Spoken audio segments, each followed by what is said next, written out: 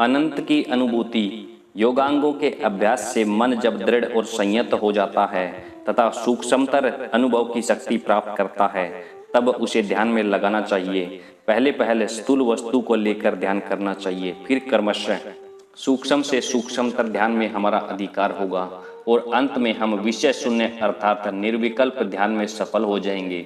मन को पहले अनुभूति के बाह्य कारण अर्थात विषय का, फिर स्नायुओं में होने वाली गति का और उसके बाद अपनी प्रतिक्रियाओं का अनुभव करने के लिए नियुक्त करना होगा।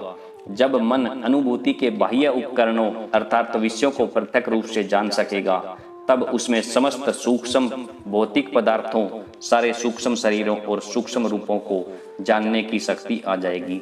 जब वह भीतर होने वाली गतियों को दूसरे सभी विषयों से अलग करके उनके अपने स्वरूप में जानने में समर्थ होगा, तब वह सारी चित्तवृत्तियां पर उनके भौतिक शक्ति के रूप में परिणत होने के पूर्व ही अधिकार चला सकेगा। फिर वे चित्तवृत्तियां चाहे स्वयं की हों चाहे दूसरों की, और जब योगी केवल मानसिक प्रतिक्रिया का उसके अपने स्वरूप में अनुभव करने में समर्थ होंगे, तब वे सर्व पदार्थों का ज्ञान प्राप्त कर लेंगे, क्योंकि इंद्रिय गोचर प्रत्येक वस्तु, यहाँ तक कि प्रत्येक विचार भी इस मानसिक प्रतिक्रिया का ही फल है। ऐसी अवस्था प्राप्त होने पर योगी अपने मन की मानो नींव तक का अनुभव कर लेते हैं और तब मन उनके संपूर्ण वश में आ जाता है। योगियों के पास तब नाना प्रकार की अलौकिक शक्तियां, सिद्धियां आने लगती हैं, पर यदि वे इन सब शक्तियों को प्राप्त करने के लिए लालायित हो उठे तो उनकी भविष्य की उन्नति का रास्ता रुक जाता है।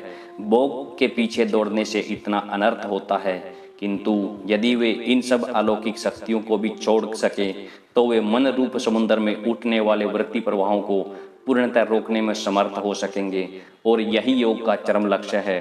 तभी मन के नाना प्रकार के विक्षेप एवं नाना प्रकार की दैहिक गतियों से विचलित न होकर आत्मा की महिमा अपनी पूर्ण ज्योति के रूप में प्रकाशित होगी। तब योगी ज्ञान गंग अविनाशी और सर्वव्यापी रूप से अपने स्वरूप को उपलब्ध करेंगे और जान लेंगे कि वे अनादिकाल से ही ऐसे हैं।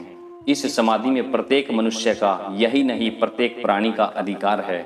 सबसे निमंतर प्राणी से लेकर अत्यंत उन्नत देवता तक सभी कभी न कभी इस अवस्था को अवश्य प्राप्त करेंगे, और जब किसी को यह अवस्था प्राप्त हो जाएगी तभी और सिर्फ तभी हम कहेंगे कि उसने यथार्थ धर्म की प्राप्ति की है।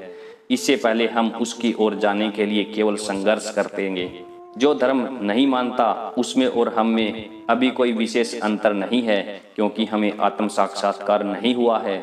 इस आत्म साक्षात्कार तक हमें पहुंचाने के बिना एकाग्रता और क्या शुभ उद्देश्य है। इस समाधि को प्राप्त करने के प्रत्येक अंग पर गंभीर रूप से विचार किया गया है। उसे विशेष रूप से नियमित, श्रेणीबद्ध और वैज्ञानिक प्रणाली में संबद्ध किया गया है। यदि साधना ठीक ठीक हो और पूर्ण निष्ठा के साथ की जाए तो वह अवश्य हमें अभिष्ट लक्ष्य तक पहुंचा देगी, और तब सारे दुख कष्टों का अंत हो जाएगा, कर्म का बीज दग्ध हो जाएगा और आत्मा चिरकाल के लिए मुक्त हो जाएगी।